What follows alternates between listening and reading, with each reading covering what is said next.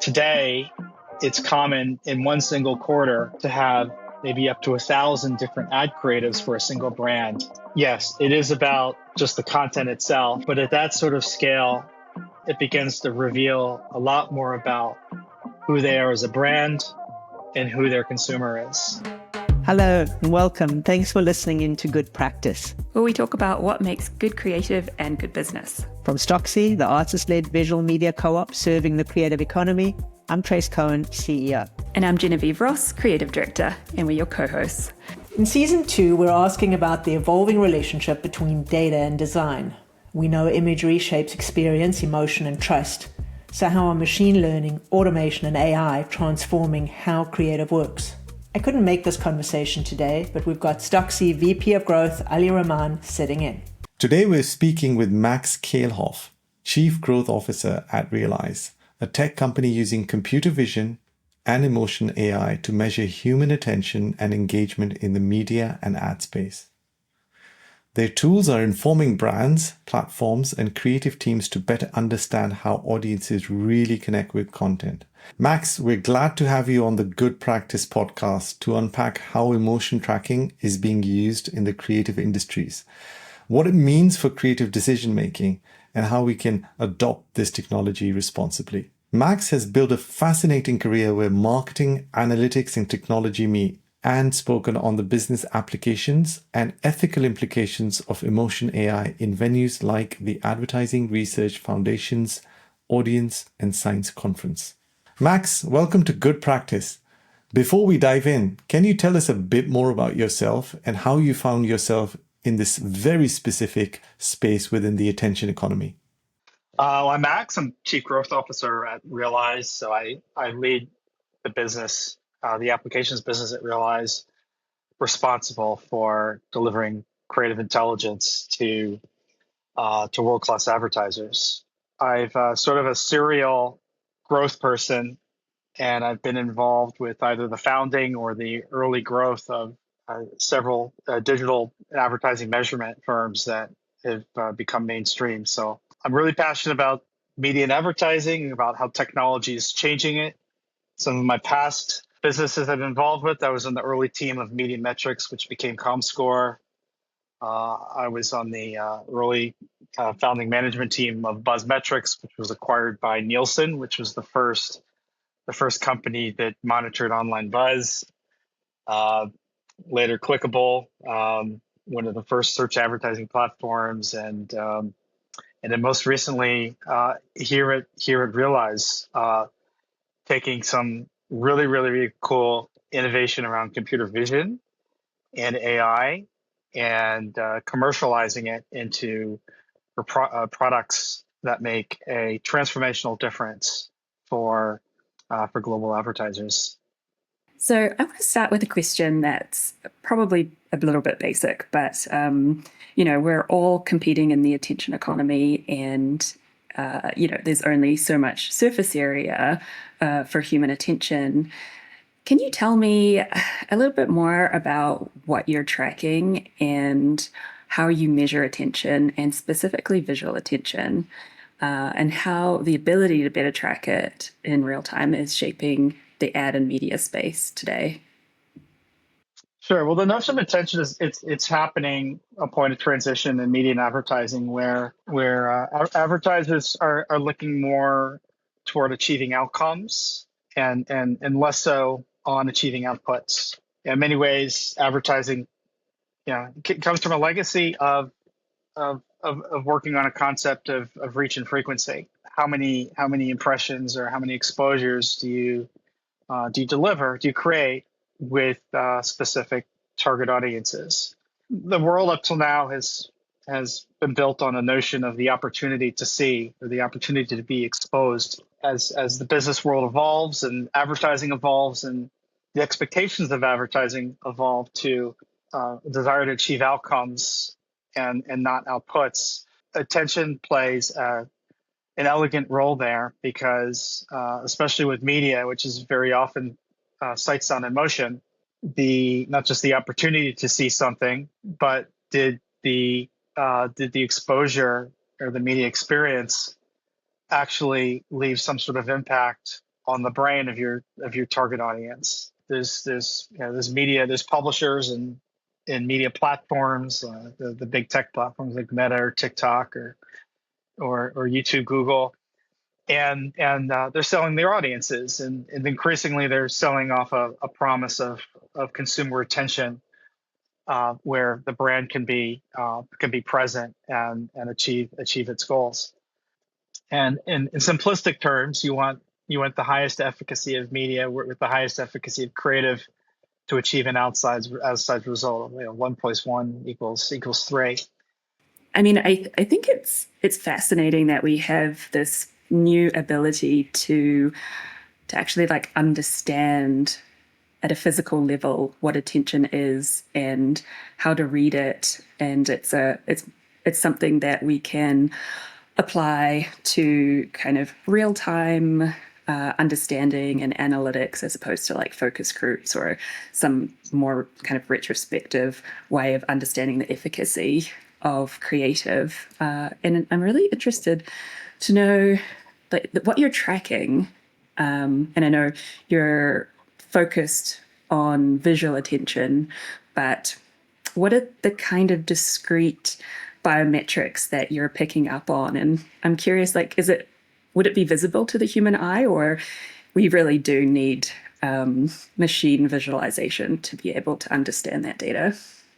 Mm-hmm. Sure. Well, being a computer vision company, we're very good at using webcams to understand human authentication and response. But it starts with the technology starts with using webcams. So we have invested. We have it's over 40 patents now in computer vision and AI, and we're the company that invented what's called face coding using webcams. So face coding is a branch of psychology that was invented by a psychologist named Paul Ekman. And the theory behind it is that there are universal face expressions which are indicative of the experience or emotional state of a person. And this technique can be used in clinical or academic settings, or in government interrogation settings, or and we effectively took the methodology that is originally carried out by trained psychologists and used machine learning, AI, deep neural networks to create a automated classification system that can interpret camera data of the faces of people's faces and turn it into ones and zeros, and turn it into performance metrics of visual attention and emotive reactions like happiness, surprise, and contempt, by assembling very quickly samples of participants and showing them the ads. They might be seeing a full screen ad, or we might put them inside of TikTok and let the advertising naturally flow, or in Meta or in YouTube. And so we're collecting this direct to consumer data and then reporting on it. And it's happening within all the major platforms. We do it in 90 countries. And because it's all fully consented and first party, we're able to collect a rich amount of metadata that accompanies the actual attention and emotive signals that we're picking up frame by frame of every video or every ad unit. The volume of ad content is scaling faster than we could have ever imagined. So we had one partner, a large confectionery company that everyone's heard of that makes candy, who we were using human data collection to test about 3,000 hero ads in 19 markets every year. And this was about 2 years ago. Since then, the volume of hero content has gone from the low thousands up into the call it the 100,000 range.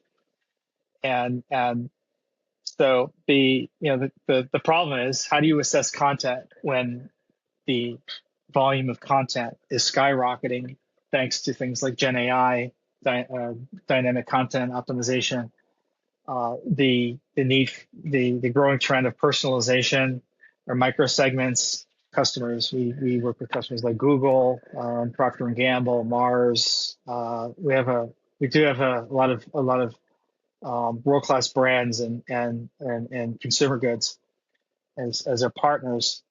But the question is, how do we respond to that influx of ad content, and how do we help those partners append sales performance to every single creative file that they have? It's just throwing stuff against the wall is not okay. That's wasteful. It's wasteful of creative to produce creative that's simply going to flop. It's wasteful to put media dollars behind creative that's going to work against your media plan, and it's detrimental to your consumer relationships if it's bad content. So we have collected to date approximately 19 million human observations of naturally occurring visual attention and emotive reactions collected as people watch or view content or interact with apps and see advertising.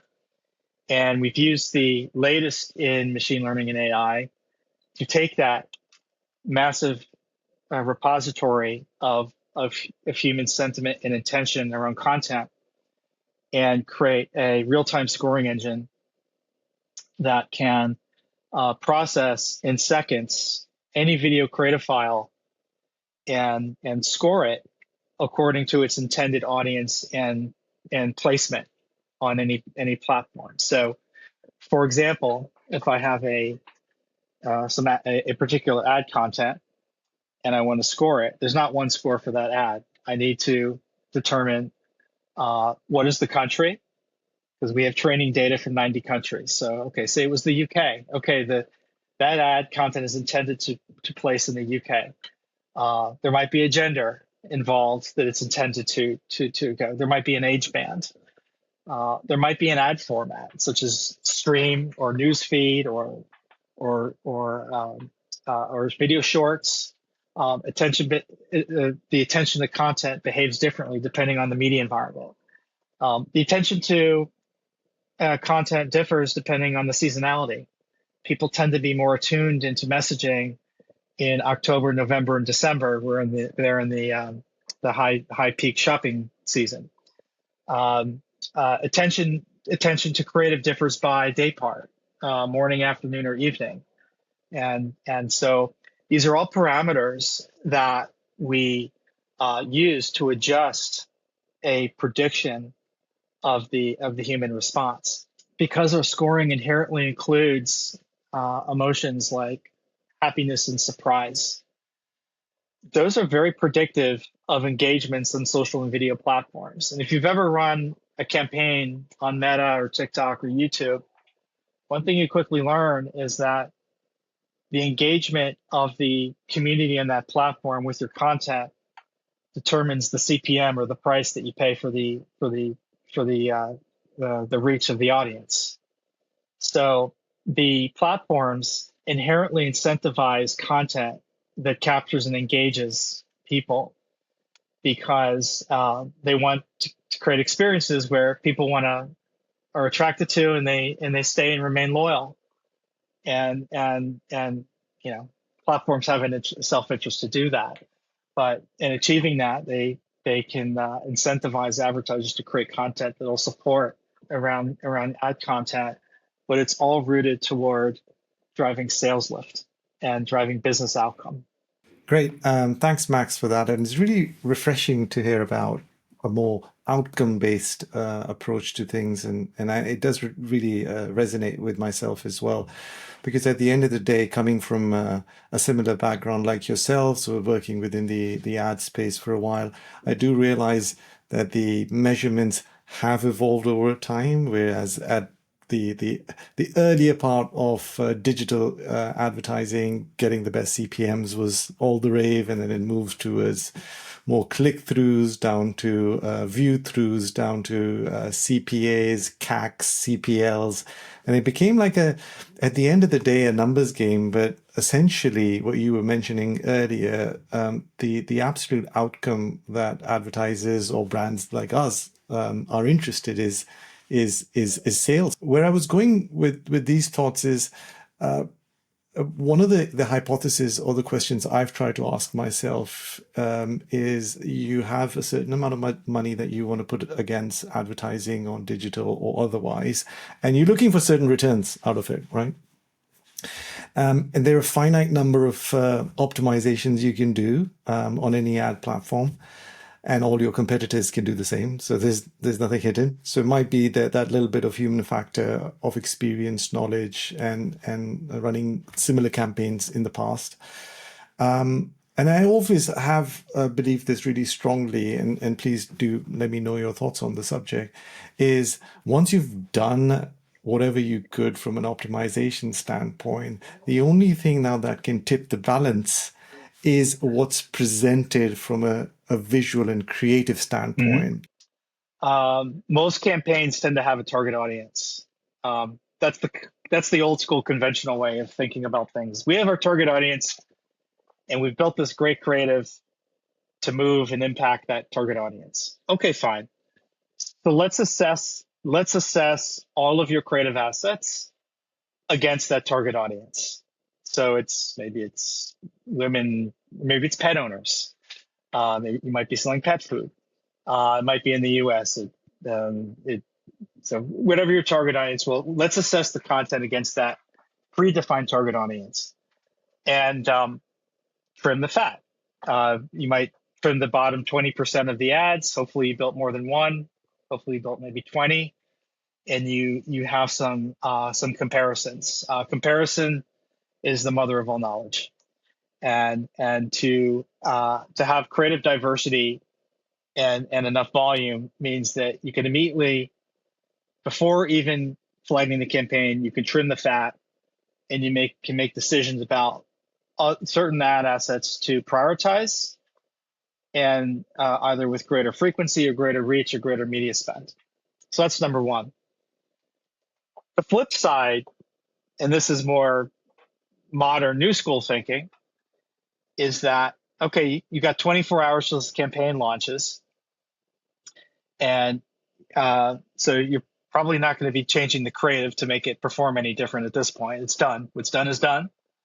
And you have your defined audience. But wouldn't it be interesting if you could instantly assess the power of that creative to drive attention and sales against every other audience permutation that you never thought to even target in the first place? Maybe you're targeting women.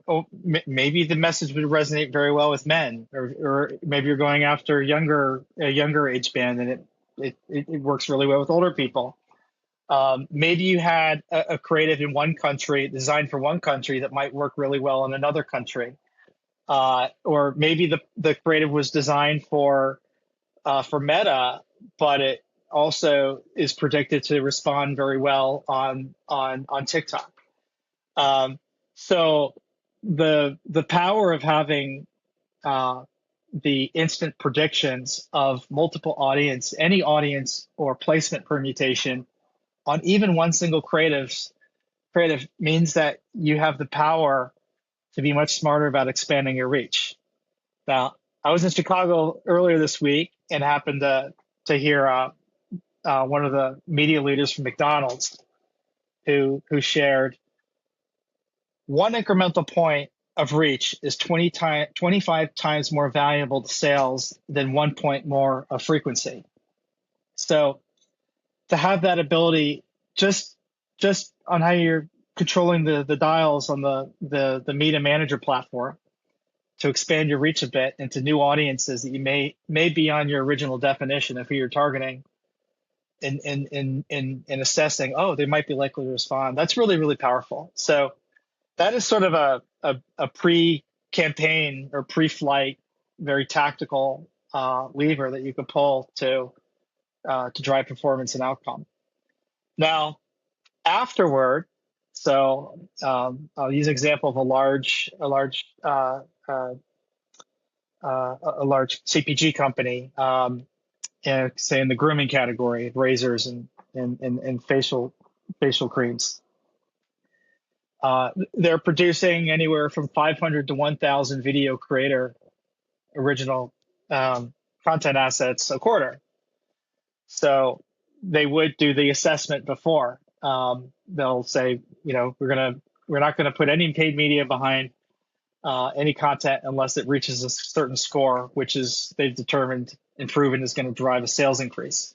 And the output of that is effectively a playbook or a tome of the golden rules that the brand manager really ought to know about to write the better brand brief for the next cycle of creative production when they engage their agencies or their video creator networks.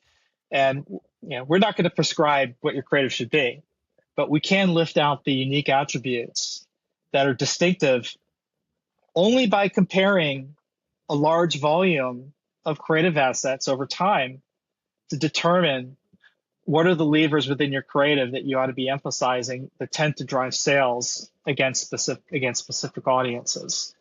So that would be another lever that's not immediate if you're launching the campaign tomorrow, but putting in your workflow, your content lifecycle, the sort of the pre-campaign or post-campaign, putting the playbook as part of your post-campaign. So as the cycle continues perpetually, it's sort of ongoing incremental improvement.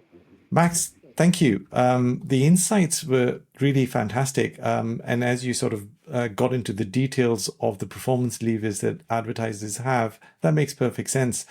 And those performance levers aren't really exclusive to these advertisers. And I have this working hypothesis in my head, coming from the space as well, plus also we're a visual media company, that you can make a finite set of optimizations as an individual or a brand on various platforms.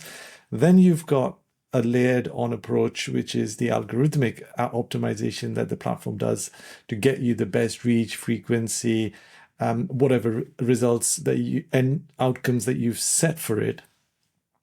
Then I think the question comes in is that what are you actually putting on that ad and the tile? I think that becomes really valuable because it's a combination of an image, some text with it, and the design surrounding it. So slightly left field question, but I'll ask it anyway. Is there a framework or a formula that the advertisers should be aware of? A lot of brands will be listening to this podcast, should be aware of that. What is the value of the visual, the ad creative, the text on the ad, and the design around it that can play a really important part in the performance of their campaign? Yeah, I'll answer that in a couple ways. You asked about are the general. I interpret your question as are the generalized rules that all advertisers should apply, and I think we've really moved to a platform world where designing creative and maximizing, optimizing to the mechanics of attention with any specific medium is key.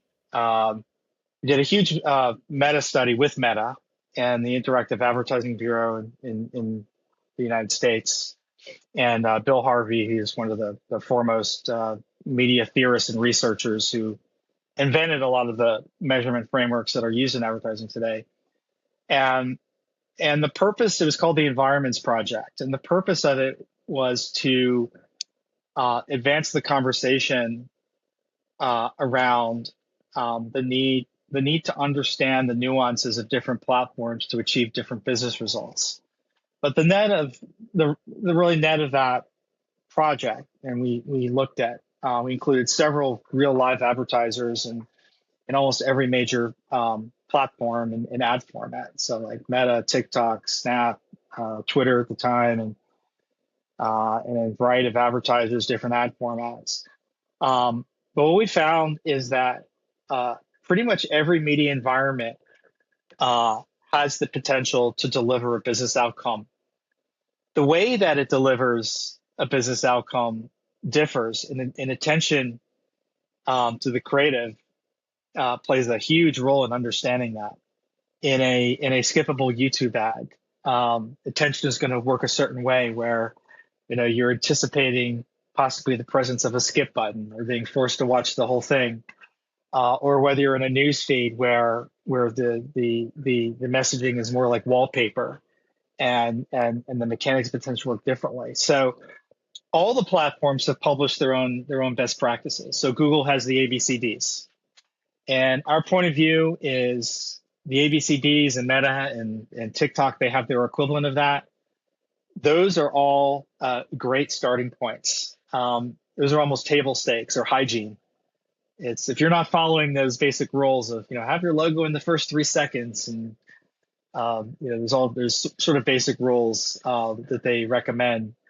Those are table stakes in hygiene, so you should be doing that. What generalized rules won't do is give you the specific rule book for your brand. And lots of brands have built institutional memory in people, and lots of brands have built institutional understanding of how those brands react with consumers, how they encode the brain, how they stick, how people respond. And that's where the power of attention and emotive measurement can come in, is to build on top of those sort of table stakes of best practices by platform, and then build the unique rule books for the brands. I'll tell you, almost every brand now has this dilemma. There is another large CPG that I'm thinking of now, where our contact there said, "Look, I'm sitting on a database of 100,000 different ad creatives from about 19 different brands in over 30 countries.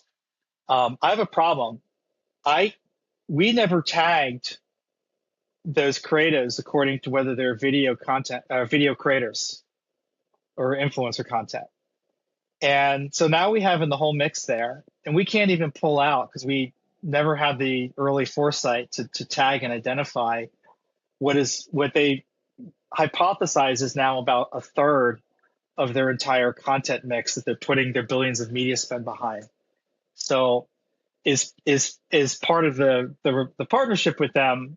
They actually drove us to innovate on a technology that sounds simple but never existed until 6 weeks ago, and that was the ability to automatically detect with 99% confidence if a video content file was actually a video creator. And it's actually a lot tougher than it sounds, because the more mainstream school of high polished advertising is now trying to emulate video creator style, or like the old MTV style. So it was actually a harder problem than it sounds on the surface level, but we were able to do this.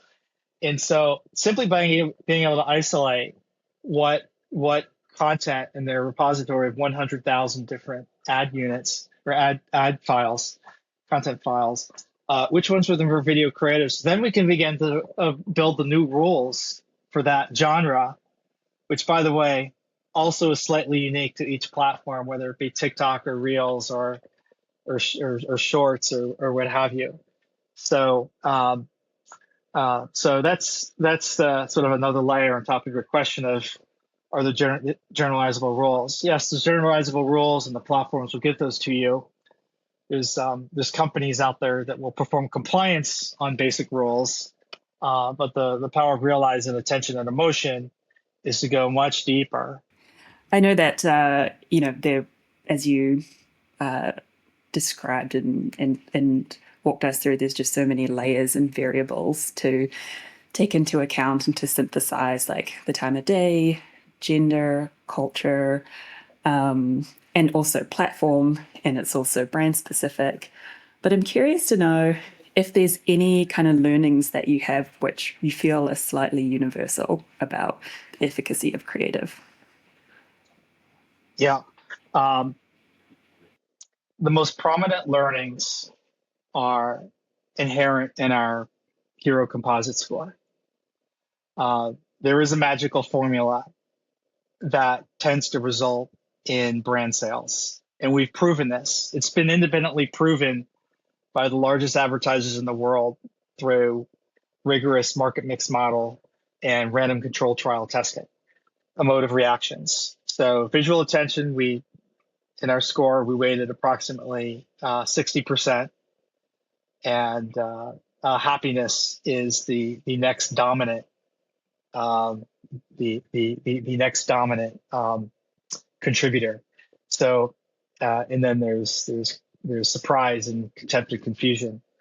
And so we figured out the magical weighting where visual attention, which is really sort of the opportunity for encoding of the brain to happen. So you have to have a stimulus that captures your visual attention, so it comes into view. And then the emotive reactions are like a qualitative impact of the stimuli when there's attention, and particularly visual attention plus happiness seems to be just the two drivers together on delivering a sales outcome. And we see the same exact. We've done this multiple times now with independent large advertisers doing their rigorous MMM models, where they'll look at the correlation between our score and the actual sales return, and it's repeat. And, we have public case studies on the Realeyes website, because what attention is like the opportunity to process, in the presence of observable emotions is the evidence that the branding has been encoding the brain, which leads to brand preference, to action, to future sales. Fascinating, but also not surprising. So I'm glad to have that confirmed. To go back to something that you mentioned previously, that Realeyes has a data set which is transparently, or fully consented. How many data sets out there are not very fully consent-based? Like, should we be worried about our cameras just tracking us and without our knowledge? Or I guess sometimes it's also, we might have consented to it, but it was like under 5 pages of terms and conditions. The advertising industry in general has been very checkered in terms of the inherent fraud that's pervasive through the value chain, especially in advertising technology, and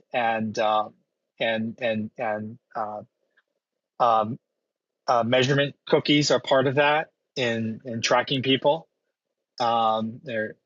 So that's pervasive, and we don't like that, and we go out of our way to do the opposite. In addition to abiding fully by GDPR rules, because if we didn't, we could be in some trouble. Not only are in the business of gaining attention share, competing within the attention economy, but within the trust economy as well. So it's really important, and that you highlighted that point. One of the things I just wanted to understand and learn a bit more from yourself was around brands and platforms, when they really start paying attention to people's emotional responses that may otherwise go missed with traditional reach and frequency metrics. What are the learnings that brands get from paying attention to these emotional responses? Mm-hmm. Well, the learnings they get is how to better connect with their consumers, and it's not just for the tactical ad units. It is for that. How do I make my ad better? Did my ad perform or not, or should I kill it or launch it? So, in 10 years ago, a big brand might do a copy test on 3 ads against one audience, before they put it on, that's their seasonal TV spot. Today, it's common in one single quarter to have maybe up to 1,000 different ad creatives for a single brand that you're testing against literally thousands of different audience combinations in placement in platforms. And so by radically increasing the diversity of stimuli and reactions that you're measuring, the intelligence to learn goes so much more deeper and comprehensive. And yes, it is about just the content itself, but at that sort of scale, it begins to reveal a lot more about who they are as a brand and who their consumer is. Thank you so much for sharing that with us. And also thank you so much for the conversation today. We're obviously very invested in kind of understanding how emotion plays into our behavior online, and also all of the sort of other mechanisms that it's important to pay attention to when we're in our advertising, in our creative, specifically for me. So, yeah, great. Yeah. Thank you.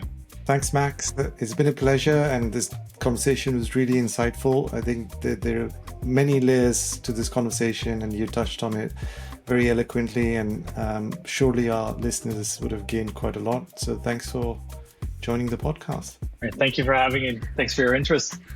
Thank you for listening. We hope you'll follow along or subscribe to Good Practice. Good Practice is brought to you by Stocksy, the internet's first and only artist-owned cooperative stock media agency.